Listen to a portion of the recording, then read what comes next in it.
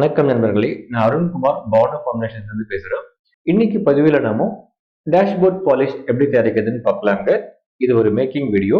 Dashboard polish தயாரிக்கும் போது நம்மளுக்கு நிறைய ஆப்ஷன்ஸ் இருக்கு. நம்ம வாட்டர் பேஸ்டா பண்ணலாம், இல்லைன்னா ஆயில் பேஸ்டா பண்ணலாம், இல்லைன்னா ஆல்கஹால் சால்வெண்ட் பேஸ்டா பண்ணலாம். அதே மாதிரி நம்ம லிக்விட் டைப்ல பண்ணலாம், இல்லைன்னா ஜெல் டைப்ல பண்ணலாம், இல்லைன்னா க்ரீமா கூட பண்ணலாம். நிறைய ஆப்ஷன்ஸ் இருக்கு. இன்னைக்கு பண்ண போற ஃபார்முலேஷன்ல நம்ம பண்ண போற டேஷ்போர்ட் பாலிஷ் திக்கான லிக்விடா இருக்கும், சூட்டபிள் ஃபார் ஸ்ப்ரே பாட்டில்ஸ். அப்புறம் நம்ம பயன்படுத்திருக்கிற எல்லா கெமிக்கலுமே சேஃபான கெமிக்கல்ஸ், அதாவது சுற்றுச்சூழலையோ உடல் நலத்தையோ பாதிக்காத கெமிக்கல்கள். இன்னும் கரெக்டா சொல்லணும்னா ஆயில்ஸ், நேச்சுரல் வேக்சஸ், இந்த மாதிரி தான் நம்ம பயன்படுத்தி இருக்கிறோம். 1%, அதாவது லெஸ் தென் 1% தான் VOC நம்ம பயன்படுத்தி இருக்கிறோம், வாலட்டைல் ஆர்கானிக் கண்டென்ட். ஸோ இந்த டேஷ்போர்ட் பாலிஷோட குவாலிட்டி பர்ஃபார்மன்ஸ் பிராண்டடாக கிடைக்கக்கூடிய எந்த டேஷ்போர்ட் பாலிஷ்க்கும் ஈக்குவலாகவோ இல்லை விட பெட்டராகவும் இருக்கும். இதனோட ஸ்பெசிஃபிகேஷன் இண்டஸ்ட்ரியல் ஸ்டாண்டர்டுக்கு மேட்ச் ஆகும். இப்போ நம்ம மேக்கிங் வீடியோக்குள்ள போயிடலாங்க. 100 ml டேஷ்போர்ட் பாலிஷ் பண்றதுக்கு தேவையான எல்லா மெட்டீரியல்ஸும் நான் எடுத்து வச்சிருக்கிறேங்க. இது ஹாட் ப்ராசஸ், அதனால நம்ம ஸ்டவ்வும் எடுத்து வச்சிருக்கிறோம். டபுள் பாயிலிங் மெத்தட்ல நம்ம ஹீட் பண்ண போறோம். அதாவது முதல்ல ஒரு சின்ன பாத்திரத்துல பாதி அளவுக்கு தண்ணி எடுத்துக்கலாங்க. ஸ்டவ் ஸ்டார்ட் பண்ணிடலாம். தண்ணி ஒரு கொதி வந்த பிறகு தீய குறைச்சி வச்சிடலாம் நானு. இப்போ இந்த கிளாஸ் பீக்கர்ல தான் 100 ml டேஷ்போர்ட் பாலிஷ் நம்ம செய்ய போறோம். இந்த கிளாஸ் பீக்கரை நம்ம டைரக்டா ஸ்டவ் மூலமா ஹீட் பண்ணாம ஹீட்டான வாட்டர்ல வச்சு அதன் மூலமா ஹீட் பண்ணுவோம். இதுதான் டபுள் பாயிலிங் மெத்தட். இப்போ நம்ம ப்ராசஸை ஸ்டார்ட் பண்ணிடலாங்க. முதல்ல இந்த பீக்கர்ல நான் LLP எடுத்துக்கிறேங்க, லைட் லிக்விட் பாராஃபின். ஏதாவது ஒரு மினரல் ஆயில் எடுத்துக்கலாம். நாம LLP சூஸ் பண்ணியிருக்கிறோம். இதுதாங்க medium base oil, carrier oil. இதை சேர்க்கும் பொழுது இது ஒரு மைல்டான, ஒரு க்ளோஸியான பினிஷிங் கொடுக்கும். அது மட்டும் இல்லாம நாம சேர்க்கிற மற்ற பொருட்கள் இதுல கரையறதுக்கும் இது ரொம்ப யூஸ்ஃபுல்லா இருக்கும். இது ஆயில் அப்படிங்கிறதுனால நம்மளுக்கு அந்த கோட்டிங் கிராக் ஆகாது, ட்ரை ஆகாதுங்க. அடுத்து இதே கிளாஸ் பீக்கர்ல நான் கர்னோவா வேக்ஸ் சேர்க்கிறேங்க. கர்னோவா வேக்ஸ் அப்படிங்கிறது ஒரு நேச்சுரல் மெட்டீரியல், பிளான்ட் எக்ஸ்ட்ராக்ட். இன்னும் கரெக்டா சொல்லணும்னா ஒரு மரத்துல இருந்து கிடைக்கக்கூடிய மெழுகு, பிரேசில் கண்ட்ரியில இருக்கக்கூடிய ஒரு வகையான பாம் ட்ரீ, அதுல இருந்து கிடைக்கக்கூடிய மெழுகுதான் கர்னோவா வேக்ஸ். இதை சேர்க்கும் பொழுது நம்மளுக்கு ஒரு டஃப்பான, அதே சமயத்துல ஒரு க்ளோஸியான ப்ரொடக்டிவ் கோட்டிங் நமக்கு கிடைக்குங்க. அடுத்து இதுலயே நான் பீஸ் வேக்ஸ் சேர்க்க போறேங்க. நேம் வச்சே நம்ம புரிஞ்சுக்கலாம். பீஸ் அப்படிங்கிறது தேனி, தேனிலிருந்து கிடைக்கக்கூடிய ஒரு வகையான மெழுகு. இதுவும் நேச்சுரல் மெட்டீரியல் தான். ஆனா இது ஒரு சாஃப்டான வேக்ஸ். இது முன்னாடி சேர்த்து இருக்கிறது ஒரு டஃப்பான ஹார்டான வேக்ஸ், இது சாஃப்டான வேக்ஸ். ரெண்டுத்தையும் மிக்ஸ் பண்ணி சேர்க்கும் போது நம்மளுக்கு அந்த சினர்ஜிட்டிக்கா ரெண்டுத்திலயும் இருக்கக்கூடிய நல்ல ப்ராப்பர்ட்டியை நம்ம பயன்படுத்த முடியும். நாம இந்த காம்பினேஷனை சூஸ் பண்றதுக்கு காரணங்கள் இருக்குங்க. அதாவது கர்னோவா வேக்ஸும் பீஸ் வேக்ஸும் சேர்த்து நம்ம போட்டிருக்கோம். நல்ல ஒரு க்ளோஸியான லுக் கொடுக்கும். அது மட்டும் இல்லாம ரெண்டுமே நேச்சுரல் மெட்டீரியல்ஸ். இன்னும் முக்கியமான ஒரு பாயிண்ட் என்னன்னா, இதுக்கு ரெண்டுத்துக்குமே ஹீட் ரெசிஸ்டிங் ப்ராப்பர்ட்டி இருக்கு. அதாவது இது ரெண்டுத்தோட மெல்டிங் பாயிண்ட்டுமே 60 டிகிரிக்கு மேலதாங்க இருக்கும். ஸோ அந்த 2 வீலர்ஸோ இல்லை 4 வீலர்ஸோ இப்போ சன்லைட்ல எக்ஸ்போஸ் ஆகும்போது அதுக்கு நிறைய சான்ஸ் இருக்கும், டிரைவிங்லயோ இல்லை பார்க்கிங்லயோ எக்ஸ்போஸ் ஆகும் சன்லைட்ல. அந்த மாதிரி டைம்ல இந்த வேக்ஸ் ஸ்டேபிளா இருக்கும். சப்போஸ் நம்ம பாரஃபின் வேக்ஸ் யூஸ் படுத்தினோம்னா 46 டிகிரிலே அது மெல்டிங் ஸ்டார்ட் ஆகிடும். ஸோ அது ஹீட் ரெசிஸ்டிங் ப்ராப்பர்ட்டி இதை விட குறைவா இருக்கும் இருக்கு. இப்போ நான் இதை ஹாட் வாட்டர் பாட்டில வச்சிருக்காங்க. கொஞ்ச நேரத்திலேயே மெல்டிங் ஸ்டார்ட் ஆயிடுச்சு. ஸோ கலர் கொஞ்சமா மாறி இருக்கு. இன்னும் கொஞ்ச நேரம் நான் கண்டினியூஸா கலக்கிட்டே இருக்கிறேங்க. இப்போ ஃபைனலா நம்மளுக்கு கம்ப்ளீட்டா நான் போட்ட வேக்ஸ் எல்லாம் இந்த LLPல மெல்ட் ஆயிடுச்சுங்க. ஒரு ஹோமோஜினியஸ் கிளியர் டிரான்ஸ்பரண்ட் மீடியம் நம்மளுக்கு கிடைச்சிருக்கு.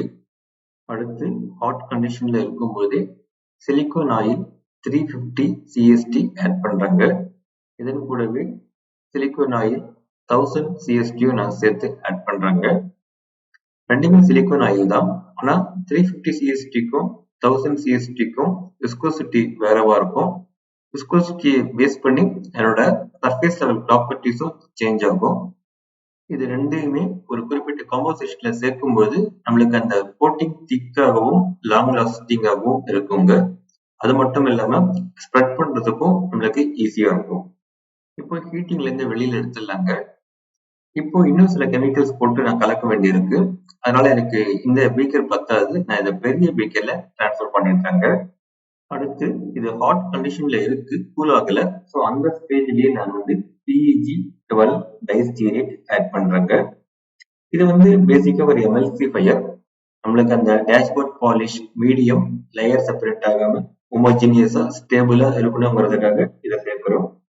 அது மட்டும் இல்லாம நம்ம அந்த பாலிஷ் தேய்க்கும் போது ஸ்ப்ரெட்டபிலிட்டி ஈஸியா இருக்கணும், அதுக்காகவும் இதை நம்ம சேர்க்கிறோம். இன்னொரு ப்ராப்பர்ட்டி சொல்லணும்னா இதுக்கு வந்து அந்த கண்டிஷனிங் எஃபெக்ட் இது கொடுக்கும். அடுத்து சிலிக்கான் எமல்ஷன் சேர்த்து கலக்குறங்க. சிலிக்கான் எமல்ஷன்லயும் சிலிக்கான் ஆயில் தான் இருக்கு. ஆனா இதுல வந்து வாட்டர் கூட சிலிக்கான் ஆயில் பிளஸ் எமல்சிஃபையர் சேர்த்து வச்சிருக்கிறாங்க. வெறும் ஆயில் மட்டுமே வச்சு இந்த ஃபார்முலேஷன் பண்ணக்கூடாது. இதுல வாட்டர் மிக்ஸ் பண்ணணுங்கிற காரணத்துக்காக சிலிக்கான் எமல்ஷனே சேர்த்து இருக்கிறோம்.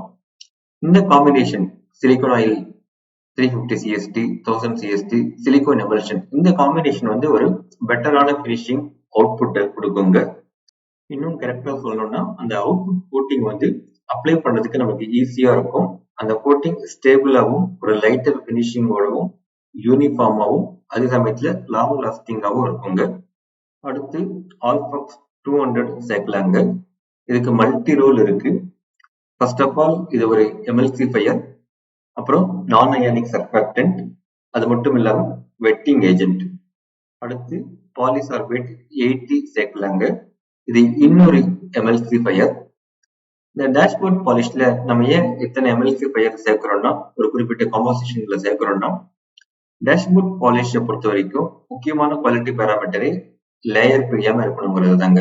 ஈவன் 50 டிகிரி டெம்பரேச்சர்ல கூட 12 ஹவர்ஸ்க்காவது லேயர் பிரியாம இருந்தாதான் அந்த ப்ராடக்டே வந்து குவாலிட்டி கண்ட்ரோல்ல பாஸ் பண்ணுவாங்க.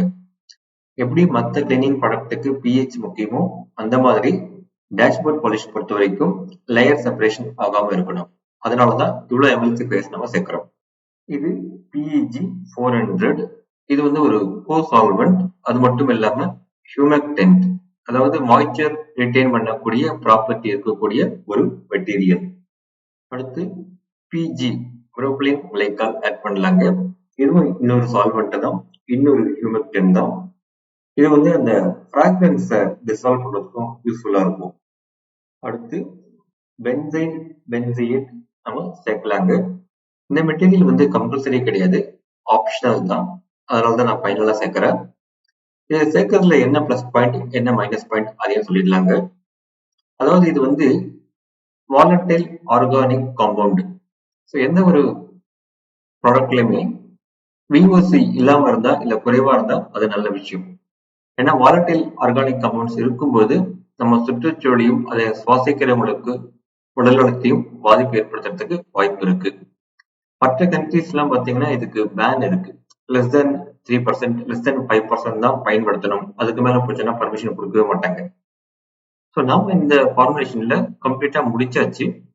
இப்போதான் நம்ம வந்து VOC ஆட் பண்றோம். அது கூட less than 1% தான் நம்ம ஆட் பண்றோம். அதுவும் ஆப்ஷனல் தான். பென்சில் பென்சியேட்டை பொறுத்த வரைக்கும் எதுக்காக சேர்க்கிறோம்னா, இது ஒரு கோ சால்வெண்ட். அது மட்டும் இல்லாம பர்ஃபியூம் ஃபிக்ஸேட்டிவ். இதை போடும்போது நம்மளுக்கு அந்த பர்ஃபியூமோட ஸ்மெல் நல்லா நம்ம ஃபீல் பண்ண முடியும். அடுத்து பர்ஃபியூமும் ப்ரிசர்வேட்டிவும் ஆட் பண்ணிடலாங்க. இந்த ஸ்டேஜ்ல டெம்பரேச்சர் கூலா இருக்கணும். அதாவது லெஸ் தென் 40 டிகிரி இருக்கும்போது தான் பர்ஃபியூம் நம்ம ஆட் பண்ணணும். இப்போ நான் பர்ஃபியூம் ஆட் பண்ணிடுறேங்க. அடுத்து ப்ரிசர்வேட்டிவ் போடலாங்க. பீனாக்சி எத்தனாலே ஐடியல் தான். ஏன்னா இந்த ப்ராடக்டோட pH 6 to 8 தான் இருக்கும். ஸோ இந்த ரேஞ்சில் இந்த pHல பீனாக்சி எத்தனாலே ஒரு ஐடியல் ப்ரிசர்வேட்டிவ் தான். அதுக்கு முன்னாடி நம்ம pH செக் பண்ணி பார்த்துடலாங்க. இதனோட pH வந்து 6 இருக்குங்க. இதுதான் டேஷ்போர்ட் பாலிஷுக்கு கரெக்டான pH. இப்போ ப்ராசஸ் முடிஞ்சிடுச்சுங்க. நம்ம இதை 2 நாள் பொறுத்து எப்படி இருக்குன்னு செக் பண்ணி பார்க்கலாம். ஏதாவது லேயர் செப்பரேட் ஆயிருக்கா இல்லையான்னு சொல்லிட்டு. இது வந்து 2 நாள் பிறகு டேஷ்போர்ட் பாலிஷோட அப்பியரன்ஸுங்க. ஹோமோஜினியஸாவும் லேயர் பெரியாமலும் அந்த மீடியம் இருக்கு. இதனோட பர்ஃபார்மன்ஸ் மார்க்கெட்ல இருக்கிற எந்த பிராண்டட் டேஷ்போர்ட் கூடவும் கம்பேரபிளா இருக்கும். இதனோட ஸ்டாண்டர்ட் வந்து ஒரு இண்டஸ்ட்ரியல் ஸ்டாண்டர்டுக்கு நம்ம டேஷ்போர்ட் பாலிஷ்க்கும் பிராண்டடா வாங்கின டேஷ்போர்ட் பாலிஷ்க்கும் ஒரே மாதிரி பர்ஃபார்மன்ஸ் தான் இருக்கு. திக்னஸும் ஒரே மாதிரி தான் இருக்கு. ரெண்டுமே ஹோமோஜினியஸ் மீடியமா இருக்கு. ஆனா ஒரு டிஃபரன்ஸ் இருக்கு. பிராண்டடா வாங்கினது நல்ல ஒயிட் கலரா இருக்கு. நம்மளது வந்து கொஞ்சம் லைட் ப்ரௌன் கலரா இருக்கு. இதுக்கு என்ன காரணம்னா டைட்டானியம் டை ஆக்சைடு போடும்போது கம்ப்ளீட்டா ஒயிட் கலர் மீடியம் கிடைக்கும். அது ஒரு ஃபங்க்ஷனல் மெட்டீரியல் கிடையாது. ஜஸ்ட் ஒரு பிசிக்கல் அப்பியரன்ஸ்க்காக தான் போடணும். ஸோ அது நான் அவாய்ட் பண்ணிட்டேன். நேச்சுரலா வேக்ஸோட கலர் லைட் ப்ரௌன் கலரா தான் இருக்கும். ஸோ அது ஒன்றும் தவறு கிடையாது. ஸோ அதனால நம்ம டைட்டானியம் டை ஆக்சைடு போடுங்க. நன்றி நண்பர்களே. மீண்டும் ஒரு பதிவுடன் உங்களை சந்திக்கிறேன். உங்கள் கருத்துக்கள் மற்றும் ஆலோசனைகள் வரவேற்கப்படுகிறது.